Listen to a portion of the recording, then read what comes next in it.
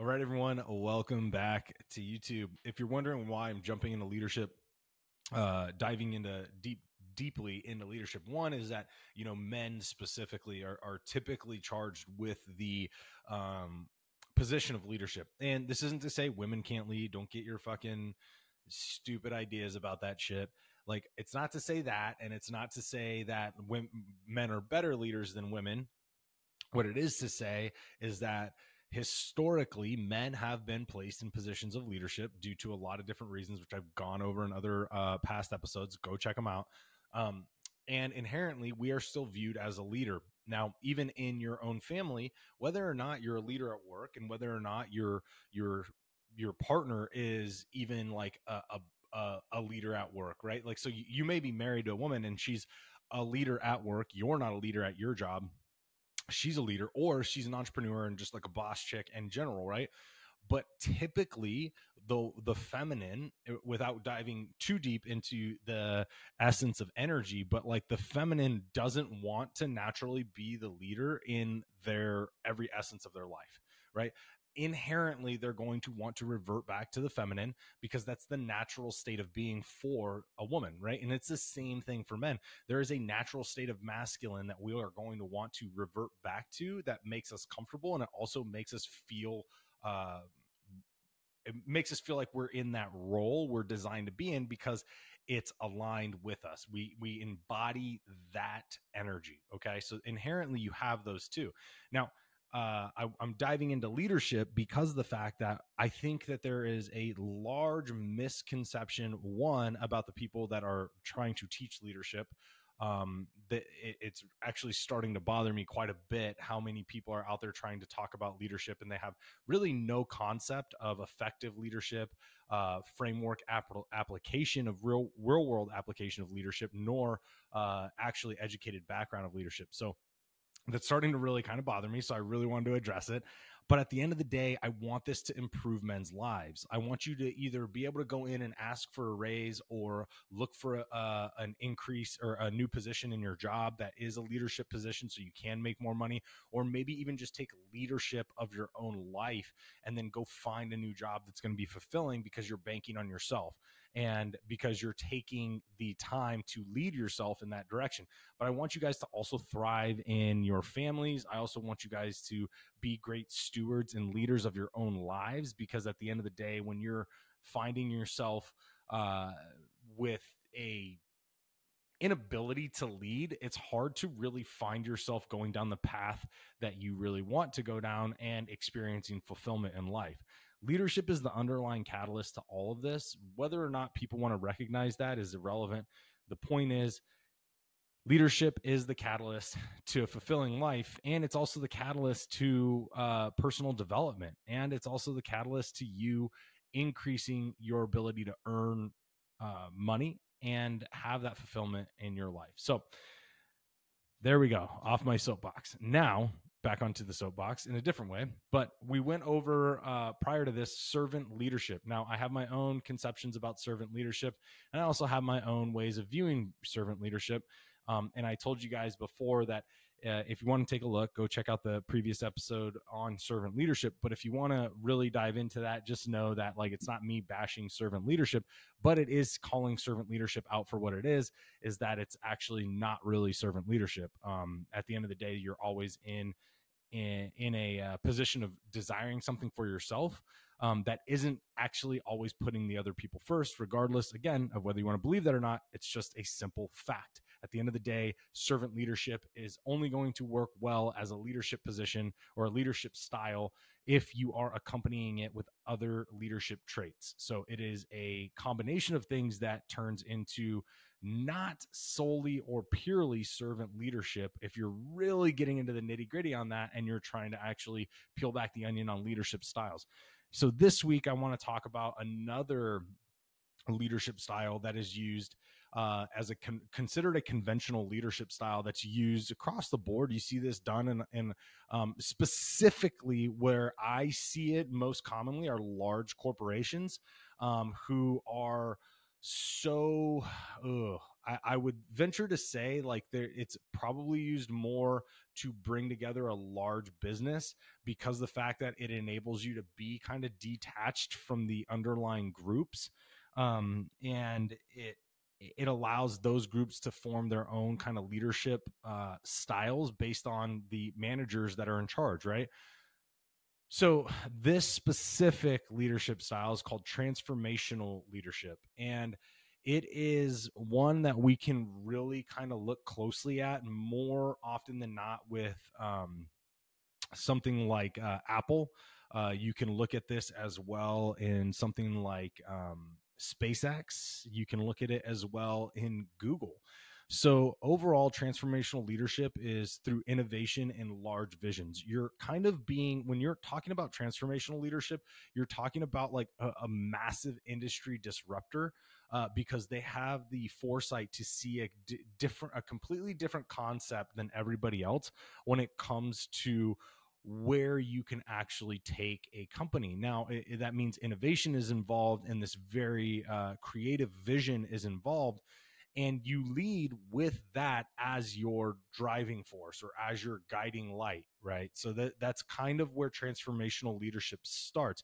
Now, there are components to transformational leadership that keep it highly connected to a certain extent, but at the end of the day, when I try to objectively, take a large picture view of it, and I try to apply it into smaller settings where, for instance, you have high pressure situations and things like that. It doesn't necessarily fit what's going to make you successful. So while it's an overarching kind of transformational through innovation and large visions or very creative visions, it also opens communications and collaboration through creating a community. And what it does by that is, because the fact that you have something that's so groundbreaking or something that's so disruptive, you have to have high levels of communication with everybody, because you're embarking on new processes, you're embarking on new ideas, you're embarking on new concepts. And when you do that, you have to have open communication, because at the end of the day, and I know I say that a lot, it's probably, I should make that my slogan, the end of the day, when you when you take it and you have this innovative idea, there are certain things where you can have the big pictures conceptually, but then the nitty gritty of it, or how to actually apply it to make it a successful uh, business, sometimes has either limitations or takes excessive creativity, because the fact that what's out there in the world today to make that work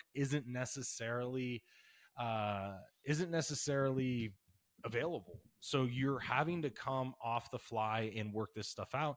And when you're doing that, you're having to be highly communicative with your team or your organization in general.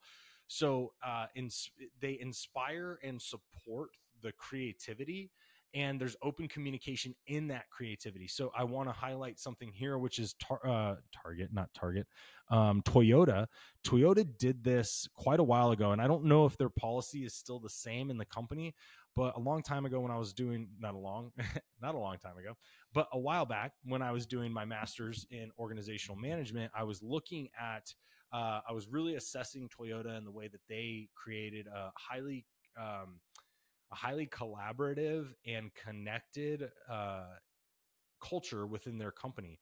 Well, one of the things they did and why they remain a prominent aspect to, car vehicles and innovation and technology and things like that, they're up there as one of the better companies in that, because what they did was they inspired creativity through a reward system to anybody, that even down to a janitor.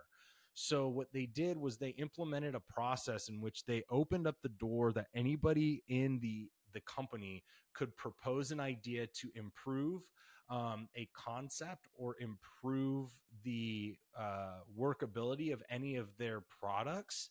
And when they push this forward, and there was an actual name for this, and I can't remember what they called it in Toyota, but when they pushed this forward to their management, the management would review it, and then they would bring this person in. They would either accept it and or talk to them and then accept it, or they wouldn't. And then if they did accept it, if I remember this correctly, they received an actual monetary input or monetary output for it, and then they also were recognized for the contribution to the company. So it created this really intricate connection and collaboration to even the quote unquote lowest level workers of the company. Everybody was able to be involved in this, and it inspired people to get creative, and it also inspired people to really take a look at what was going on in Toyota, because anybody had the opportunity to give them a proposal or give them an idea that was going to improve whatever was on the existing line for Toyota. So it is a really cool concept. I do have quite a bit of respect for that transformational leadership style. But what I don't necessarily agree with on it, and again, like I have my own personal opinions of these in the sense of like how they function realistically when you're talking about real actual leaders on the ground doing the daily work to hit the targets that then hit the overarching objective, right? That's what I'm referring to when I look at these, and I try to be objective with it and say, okay, if I incorporated this on a lower end level, whether I was in the military, whether I was in an organization and working in corporate, how would this work on the everyday level? And some of the things I saw that were kind of dysfunctional or not necessarily uh not necessarily a strength of this particular leadership style was that it doesn't foster an environment where the leader is directing to targets, right? So if you are implementing a transformational leadership style, right, the transformational leadership style, your ideas, the grand concepts of what you're doing, that is not the style that allows the teams to hit targets. That is not the style where a leader brings that style in to say, okay, we have this grand concept of a brand new, take Apple, for instance. We have or actually, let's take SpaceX. We have a concept of making rockets launch and then be able to re-land themselves, right? Like that's the concept. Never been done before, and nobody had any real general knowledge of how this was going to look or work out. They only had concepts, right? So then they had to work all that stuff out with real world application. Well, that transformational leadership style was not driving them to the goal. Now, there was probably somebody in the management team that on each different team that had a different management or leadership style that drove them to the goals to then accomplish the overall objective, which was, re-landing rockets. But the transformational leadership style was not that at the low level of application. You see what I'm saying, guys? That's what I'm trying to get you guys to realize. So it's a very, very cool concept. But for me, when I see it work, it tends to work at the larger, higher levels that are almost disassociated directly from the line workers. It's more of a cultural thing than it is for a direct small team development and goal achievement style, right? Like it's like, hey, this is the grand vision of SpaceX, right? And this is where we want to go. But then you have to interlace different leadership styles below to start meeting the targets that you need to hit. It's focused more on change within the industry, and it's focused on with more of a cultural change organizationally at a large level, and tends to be the ideas, the better leadership style for the ideas and trajectory of a big company, right? Like you get a company, for instance, we have like nowadays, we've gone through this transformation with organic food, right? Which obviously is a huge positive. I'm a huge proponent of it. I love that we're getting into that. But at the end of, or at the beginning of this, like transformation to mainstream organic food, it used to be really, really niche, right? You'd have to go to a very specific place to get organic. Nobody was really shopping for it. There wasn't a lot of money in it as far as a company, because the fact that nobody except a select small part of the population was looking for it. But now with all of the studies that have been done, the information being provided by a lot of very well-founded doctors and researchers, we're starting to realize how important organic is. So now everybody's really searching for organic, and they've had to create entire stores that predominantly have organic. Whole Foods has become one of them. They're either organic products or non-GMO, almost everything in there. You don't really find super trashy products, right? It's the same thing with a lot of other places. Harris Teeter's getting on board with this. You even see where was the Giant when we used to live up in Virginia? That was a big one in the mid kind of Northeast. And you see these stores pop up where organics become a big thing. Well, what happened? The companies had to change their vision or create a new cultural change that got people on board with wanting to offer organic food and got their businesses in line with how they were going to support bringing on organic food, and then also supporting their clients. Now, this concept would then call for somebody with like a transformational leadership style who is going to give a great message, who is going to have a great idea for the change of the company and the change in direction, and also maybe potentially a disruptor within the industry. Maybe somebody's coming in and saying, like, for instance, hey, we got organic food, why don't we come up with our own organic line, right? And then you started seeing stores come up with their own organic line, and they would sell them at cheaper than some of the organic companies who've been around for a while, right? So now you have all of that going on, but that takes a transformational leadership style. And this is where I see it work incredibly well. It's not necessarily a daily implementation style, a goal or a target hitting style of leadership. And it doesn't make it bad. It just makes it, it allows us to understand when should it be employed, right? Like if you were running a small business right now with like 2 people underneath you, or even 1 person, or even like 10 people, probably not the best leadership style for you, because the fact that you're still having to probably direct a lot of the people on what goals need to be met, what goals need to be hit. And that tends to take a different leadership position as opposed to transformational. So it has its place, but I want you guys to realize that while it has a lot, and it has a lot of other different components to it, but these are the main ones. If you're going to utilize it or you want to embrace it, totally cool. Just think about how it's going to work in the concept of your family, or how it's going to work in the concept of your business, or even as you as a manager. How are you going to continue to drive daily tasks? How are you going to drive small targets to chip away at a larger goal? And also, if you're using transformational leadership, how are you going to utilize that in relation to an overall cultural, mission of a company if you are working for somebody else and not working for yourself? Those are all things that you have to take into consideration. So transformational leadership is, it's got its own components to it that make it really good, but it also has its components to it that make it not necessarily the best one to implement. So take it for what it is, but it's one of the conventional leadership styles that we see in formal education for leadership. So take it for what it's worth, understand it, and then utilize it if it's going to help you, or utilize components of it if you think they're going to be beneficial. But understanding it is the first part of getting a strong foundation into leadership. All right, guys, I hope you enjoyed this episode, and I'll see y'all next week.